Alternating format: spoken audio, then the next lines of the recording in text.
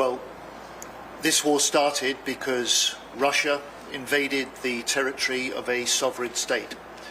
This war is continuing because the Ukrainians are fighting with great courage, military and civilians alike. And this war could be ended today if President Putin withdrew his troops from Ukraine. We all want to see an end to the fighting. We all want to see a durable peace. We all recognise that that peace must come through strength. President Trump has said that. President Zelensky has said that. And our special job as defence ministers is to continue to support Ukraine in the fight. We've been two European nations providing strong military help to Ukraine.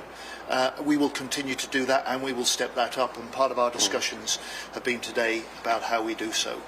And we are ready in the UK also to play a part if we get to a point where the fighting stops and security guarantees are required for the long term, because the one feature of any ceasefire and any peace is that it must not be something that is broken again by Russia re-invading Ukraine.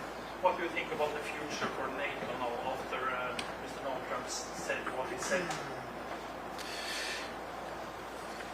For me, NATO has never been bigger, never been stronger. Putin wants to divide NATO, he wants to divide Europe, but 3 years on from his invasion of Ukraine, Sweden and Finland are part of NATO.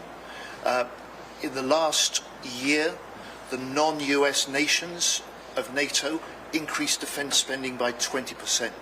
So we are stepping up on European security. We recognised in the discussions that I chaired earlier this week in NATO that we must do more, and we will. That isn't just about how much you spend, it's about how you spend it. And NATO also needs nations like Norway, like the UK, ready to set new standards of how we work together, we plan together, we deter together, and if necessary, we will fight together. Thanks very much, David Lynch from PA in the UK. This is mainly a question for John Healey. It's another one about Ukraine. So Donald Trump, he first suggested that Ukraine started the war, then he described Volodymyr Zelensky as a dictator, and he since claimed that Russia holds the cards when it comes to a peace talk. Can we trust that our most powerful ally still has Europe's best security interests at heart? Well, Europe's best security interests and America's best security interests are satisfied by an end to this war in Ukraine and by a strong unified NATO. That's an argument that we are having and have discussed with the Americans and will continue to make. As far as the recent comments go, look, President Putin holds the cards in the sense that he could end the war if he withdrew his troops. He invaded Ukraine, he could end it. But President Zelensky, in my second day in the job as Defence Secretary, I flew to Odessa. I spent the afternoon with President Zelensky, and I saw for myself, first of all, his commitment to his country. This was a man, after all, who told President Biden, when Putin first invaded, I need ammunition, not a taxi. This was a man who stuck in his country, led his country, and still does. He was elected.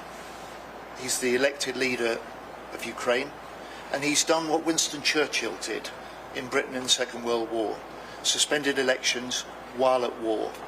And our job is to stand with the Ukrainians, support the Ukrainians, support them in their fight, and if they choose to talk, support them in the negotiations as well. And I'm a defence minister, and I don't want to see us jeopardising the peace by forgetting the war. Can we still trust President Trump to help us accomplish those goals? It's in President Trump and America's interests that we get a durable peace, as he's argued and pledged to deliver. It's in President Trump's and America's interests that the Euro-Atlantic area is stable, secure, and NATO is strong.